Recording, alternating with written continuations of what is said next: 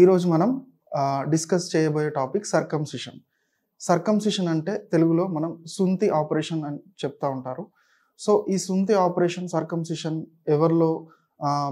ఎవరికి మనం చేయాల్సి ఉంటుంది, దానికి సంబంధించిన అపోహలు ఏంటివి, దానికి సంబంధించిన కాంప్లికేషన్స్ ఏమైనా ఉంటాయా ఏంటి అనేది మనం ఈరోజు డిస్కస్ చేస్తాం. నమస్తే అండి, నా పేరు డాక్టర్ వివేక్ అచ్చా, general and laparoscopic surgeon, one hospitals Karimnagar.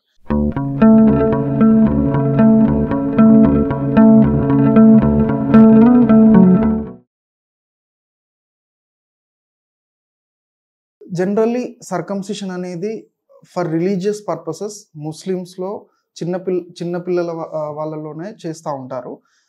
కాకపోతే వేరే వాళ్ళు కూడా చాలాసార్లు మనము సర్కంసిషన్ అనేది అడ్వైస్ చేస్తూ ఉంటాం.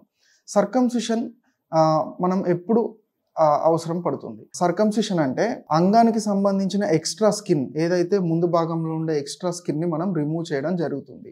దానికి సంబంధించిన ఉపయోగాలు ఏంటివి?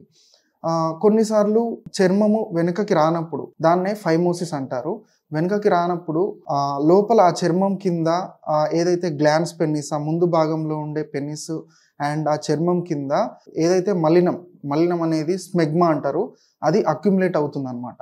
అది ఎక్కువ అక్యుములేట్ అవ్వడము, దానివల్ల బెలెనోప్రోస్థైటిస్ అనే ఇన్ఫెక్షన్ రావడము, దానివల్ల మూత్రం అనేది సరిగ్గా వెళ్ళడానికి ఇబ్బంది అవ్వడము, బెలూనింగ్ ఆఫ్ ప్రెప్యూస్. బెలూనింగ్ అంటే అక్కడ ఆ చర్మం ఏదైతే ఎక్స్ట్రా ఉంటుందో అదొక బెలూన్ లాగా ఉబ్బడం జరుగుతుంది అనమాట. సో ఇలా స్మెగ్మా అనేది ఎక్కువ రోజులు ఉండి ఆ చర్మం అనేది మూసుకపోవడం వల్ల కొంతమందిలో ఇది క్యాన్సర్కు కూడా దారితీసే అవకాశం ఉంది. సో అందుకే మనం చూసుకున్నట్లయితే ముస్లిమ్స్లో ఈ పెనైల్ క్యాన్సర్ లాంటివి తక్కువగా మనం చూస్తూ ఉంటాం అన్నమాట. సో సర్కంసిషన్ జనరల్గా ఫర్ రిలీజియస్ పర్పసెస్ ముస్లిమ్స్లో చేస్తూ ఉంటారు. అండ్ అడల్ట్స్లో లేకుంటే చిన్నపిల్లల్లో కొన్నిసార్లు ఆ చర్మం ఎక్కువ ఉండడం వల్ల, ముందు మూసుకపోవడం వల్ల, ఇన్ఫెక్షన్ రావడం కానీ ఇట్లాంటి కారణాల వల్ల మనం సర్కంసిషన్ అవసరం పడుతూ ఉంటుంది.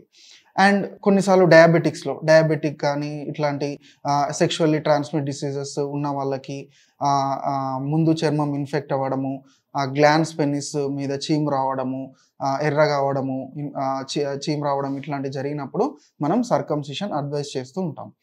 చాలా మనకు చూసుకున్నట్లయితే పేషెంట్స్ నుంచి మనకి చాలా క్వశ్చన్స్ వాళ్ళు అడుగుతుంటారు, చాలా అపోహలు అనేవి ఉన్నవి. ఏమన్నా సెక్షువల్గా ఏమన్నా ఎఫెక్ట్ అయ్యే అవకాశం ఉందా, ఏమన్నా సర్కంసిషన్ చేసిన తర్వాత ఎరెక్టైల్ డిస్ఫంక్షన్ లాంటివి ఏమన్నా వస్తుంటాయా, ఏమన్నా పెయిన్ఫుల్ ఎరెక్షన్ వచ్చినప్పుడు నొప్పి రావడం కానీ అట్లాంటివి ఏమన్నా ఉంటాయా అనే చాలా వరకు పేషెంట్స్ అడుగుతూ ఉంటారు.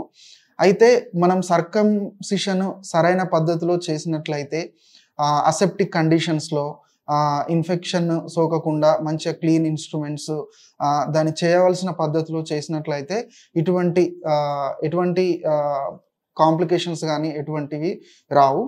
మనకి ఇప్పుడున్న సర్కంసిషన్కి సంబంధించిన పద్ధతులు ఏంటంటే నార్మల్ ఓపెన్ సర్కంసిషన్, నార్మల్గా కన్వెన్షనల్ పద్ధతిలో చేసే సర్కంసిషన్, స్టేప్లర్ సర్కంసిషన్ అని ఇప్పుడు కొత్తగా మనం చేస్తున్నాము. అదేంటంటే లోకల్ అనస్థీషియాలో అక్కడే ఇంజెక్షన్ ఇచ్చి సర్కంసిషన్ చేసి 1 గంటలో పేషెంట్ని ఇంటికి పంపించడం జరుగుతుంది. సో ఇది కొత్తగా మనం ఇప్పుడు చూస్తున్నాం, చాలా మందికి మనం వన్ హాస్పిటల్లో చేయడం జరుగుతుంది.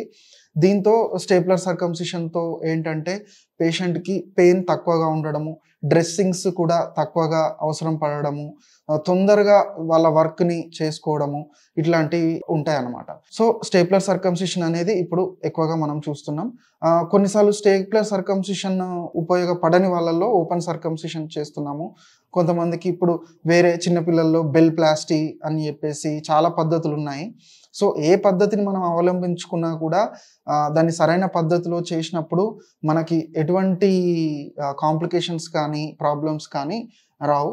యాజ్ ఎ జనరల్ సర్జన్ నేను చెప్పేది ఏంటంటే సరైన జనరల్ సర్జన్ దగ్గరికి వెళ్ళి మీ కంప్లైంట్స్ని చెప్పి సర్కంసిషన్ అవసరం ఉంటే సరైన పద్ధతిలో జరిపించుకోవడం అనేది చాలా ఇంపార్టెంట్.